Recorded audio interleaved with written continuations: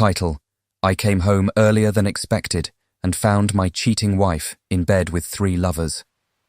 Quietly, I took a gun from the safe, blocked their cars, and called her, saying, "Darling, plans have changed. I'll be home in 10 minutes." I built my life on 2 pillars: hard work and trust. As the CEO of a luxury hotel chain based in Vienna, my days were often consumed by high-stakes meetings, investor pitches, and meticulous planning.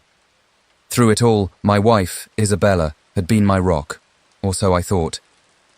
We met during my early career days when I was still climbing the ladder. Isabella, with her fiery red hair and a laugh that could light up any room, had been the love of my life. We married after 2 years of dating, and I spared no expense to give her the life she deserved. From a penthouse overlooking the Danube to vacations in Santorini, I thought I had provided her with everything. But that illusion shattered one fateful afternoon. My day had started in the usual way: coffee, a quick workout, and a video call with my London investors. I had planned to attend a gala that evening in Salzburg, a networking event that would keep me away until midnight. However, a last-minute cancellation left me with an unexpected free afternoon. I decided to surprise Isabella. I didn't call her, wanting to catch her off guard in the best way possible. I pictured her delight as I walked through the door with her favourite macarons from a patisserie she adored. It never crossed my mind that I might find something else. As I approached our penthouse, I noticed something strange. The balcony door, which Isabella was always meticulous about locking, was ajar. My chest tightened, a gnawing suspicion crawling into my thoughts. When I stepped inside, the silence was deafening. The faint hum of the refrigerator was the only sound until a muffled laugh broke through the stillness. My heart sank. The sound wasn't coming from the living room or the kitchen, but from our bedroom. I moved silently, careful not to alert anyone to my presence. The door was ajar just enough for me to see inside. There she was, Isabella, entangled with not 1, but 3 men. They laughed and whispered, completely oblivious to the world outside that room. Time froze. My hands trembled as a wave of emotions crashed over me: anger, betrayal, disbelief. My wife, the woman I had loved and trusted for over a decade, had turned our sanctuary into a stage for her infidelity. In that moment, 1,000 scenarios raced through my mind. I could have burst into the room, confronting them in a fit of rage. I could have screamed, demanded answers, or thrown them out. But instead, a cold, calculated calm took over. I wasn't going to act on impulse. I was going to take control. I backed away, careful not to make a sound, and headed for the safe in my study. Inside was my handgun, a Glock I had kept for protection but never thought I'd need. I wasn't planning to use it, but its presence would be enough to make a point. Next, I headed to the underground parking garage. I located the 3 cars I didn't recognize, luxury vehicles that reeked of arrogance, and used my spare keys to block them in with my own car. They wouldn't be going anywhere anytime soon. Finally, I went back to the balcony and stood in the cool afternoon breeze. With steady hands, I dialed Isabella's number. "Darling," I began, my voice deceptively warm. "Plans have changed. The gala was cancelled, so I'll be home in about 10 minutes. There was a long pause on the other end, followed by a nervous laugh. "Oh, that's wonderful, Leo. I'll see you soon." Her voice betrayed nothing, but I could almost hear the gears turning in her head as she scrambled to figure out how to cover her tracks. "By the way," I added, "make sure the place is tidy. I'd hate for anything to ruin our evening."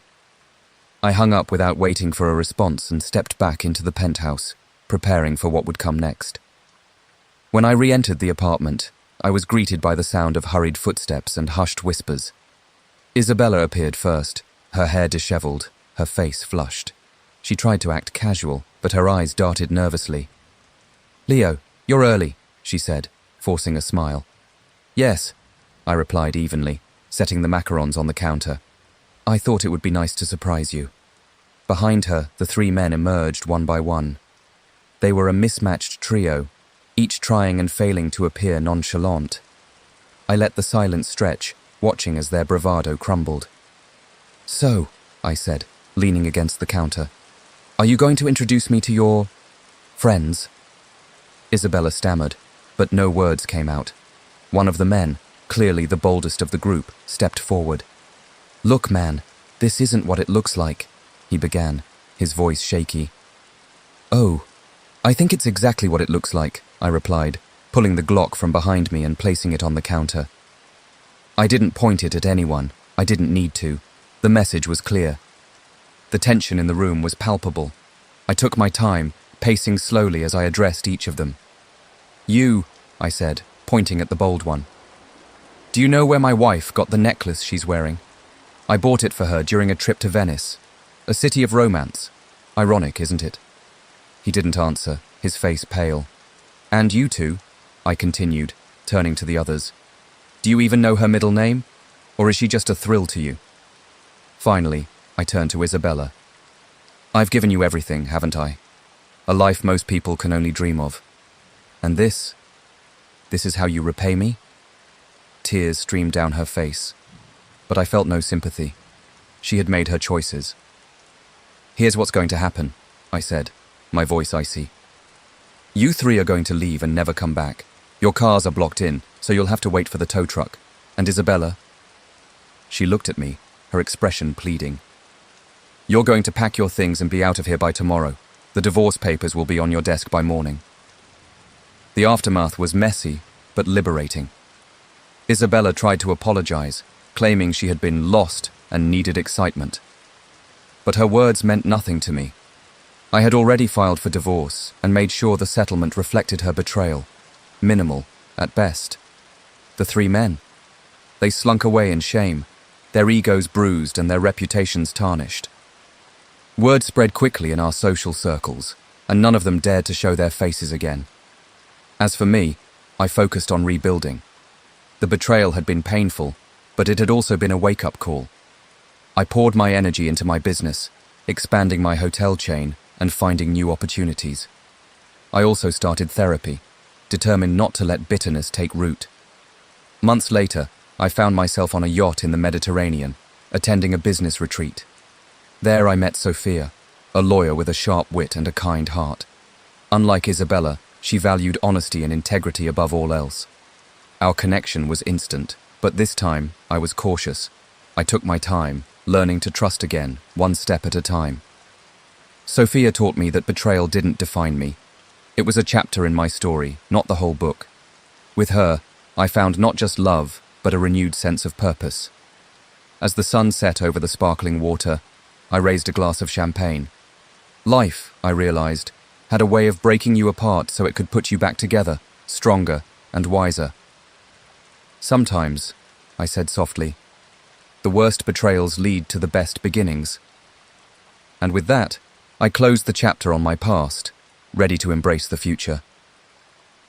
Thank you for being a part of this story with me. If it moved you, please give the video a thumbs up and consider subscribing to Lauren's story. I've noticed many of you who enjoy these stories aren't subscribed yet. By subscribing, you're not just following a channel, you're becoming part of a community that values deep, meaningful storytelling. Let's continue exploring these heartfelt journeys together. Don't forget to click the notification bell so you won't miss our next story.